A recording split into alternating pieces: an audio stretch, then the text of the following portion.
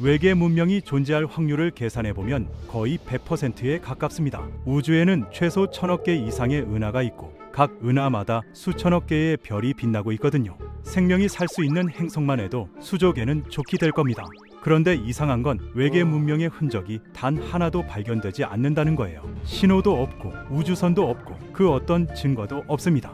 1950년 여름 물리학자 엘리코 페르미가 동료들과 점심을 먹다가 던진 질문이 바로 이겁니다. 그런데 다들 어디 있는 거야? 수학적으로는 존재해야 하는데 실제로는 아무것도 보이지 않는 이 모순, 바로 페르미 역설이죠. 오늘은 이 기묘한 역설에 대해 깊이 파헤쳐 보겠습니다.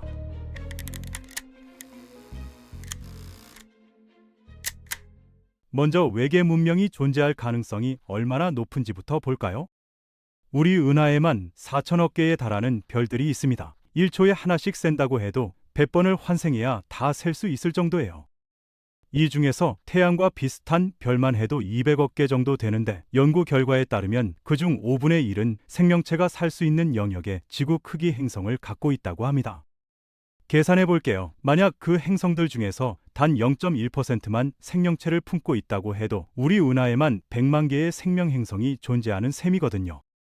근데 시간을 생각하면 더 놀랍습니다. 우리 은하의 나이는 약 130억 년이에요. 처음 10억에서 20억 동안은 너무 험난했겠지만 그 이후로는 생명이 살만한 행성들이 생겨나기 시작했을 겁니다.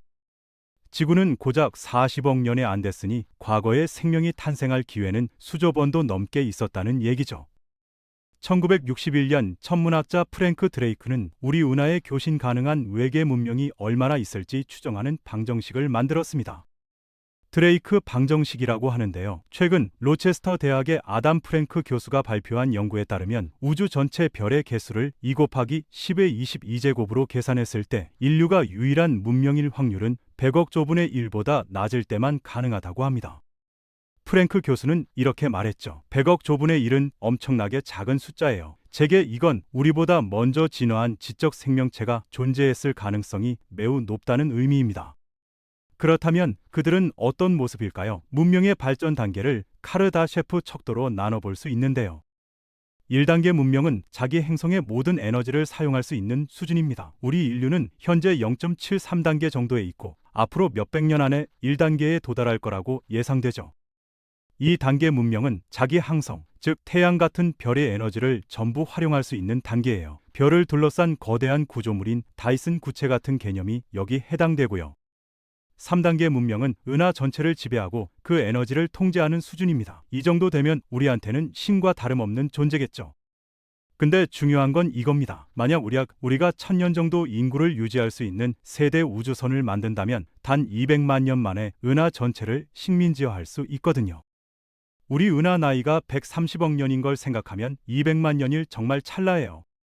여기서 페르미 역설의 핵심이 드러납니다. 외계 문명이 우리보다 수백만 년, 수억 년 앞서 있었다면 이미 은하 전체를 식민지화했어야 하는 거예요.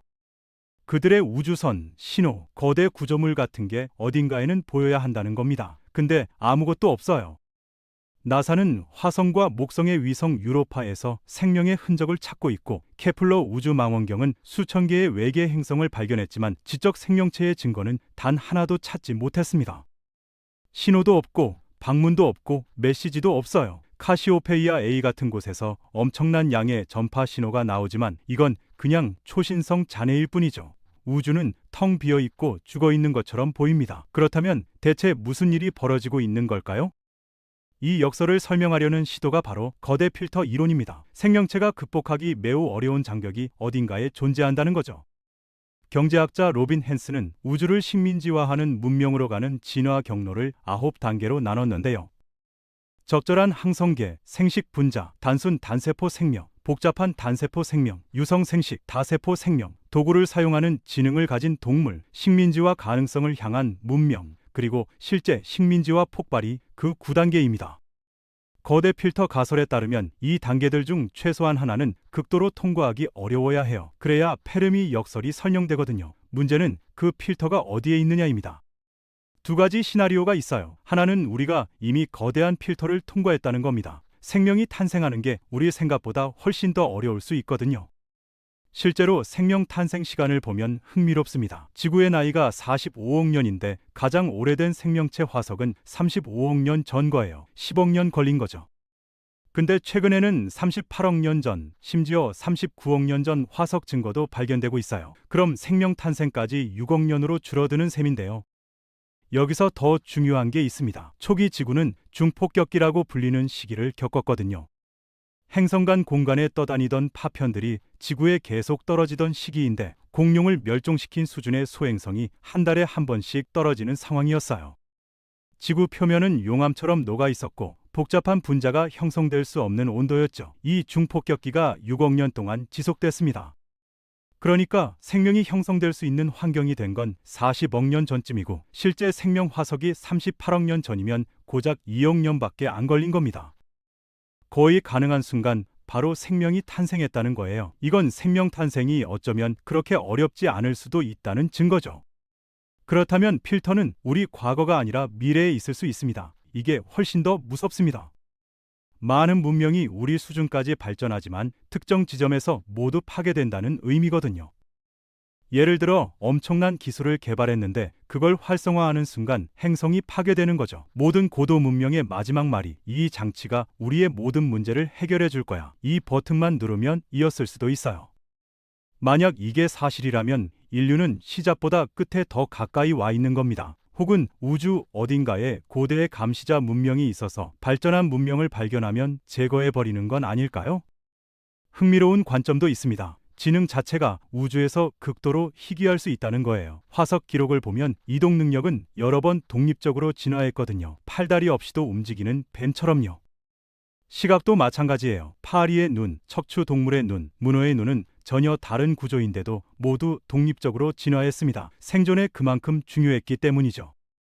근데 우리가 정의하는 방식의 지능은 화석 기록에 단 한 번만 나타났어요. 이건 지능이 생존에 그렇게 중요하지 않거나 어쩌면 지능이란 게 자기 자신을 멸종시키기에 딱 좋은 특성일 수도 있다는 걸 시사합니다.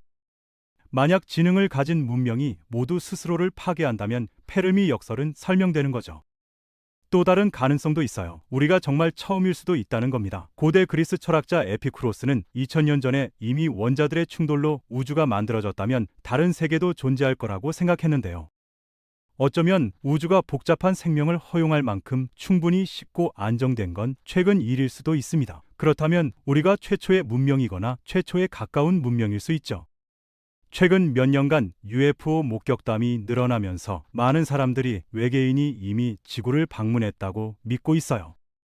하지만 목격자 증언이나 애매한 영상만으로는 페르미 역설을 해결할 수 없습니다. 비범한 주장에는 비범한 증거가 필요하거든요. 지금까지 그런 결정적 증거는 나타나지 않았어요. 결국 우리 앞에는 세 가지 가능성이 있습니다. 우리가 이미 극도로 어려운 필터를 통과해서 우주에서 거의 유일하거나 필터가 우리 앞에 놓여 있어서 곧 시험대에 오르거나 아니면 정말로 우주에서 완전히 혼자이거나 어떤 답이든 그 의미는 심오합니다. 만약 우리가 혼자라면 이 행성의 생명을 지키는 게 얼마나 중요한지 아시겠죠? 만약 지구의 생명이 사라지면 우주 전체에서 생명이 영원히 사라질 수도 있거든요. 그렇다면 우리는 별들을 향해 나아가야 하고 최초의 은하 문명이 되어 생명의 불꽃을 우주 곳곳에 퍼뜨려야 합니다. 우주가 마지막 숨을 거두고 어둠 속으로 사라질 때까지요. 페르미 역설은 여전히 풀리지 않은 수수께끼입니다. 그들은 어디 있는가? 이 질문에 대한 답을 찾는 과정 자체가 우리 존재의 의미를 되묻게 만들죠. 우주는 너무나 아름다워서 누군가는 경험해야만 합니다. 그 누군가가 바로 우리일지도 모르니까요. 여러분은 어떻게 생각하시나요? 우리가 정말 우주에서 유일한 존재일까요? 아니면 단지 아직 서로를 발견하지 못한 걸까요? 댓글로 여러분의 생각을 들려주세요. 그리고 이 영상이 흥미로우셨다면 구독과 좋아요 부탁드립니다.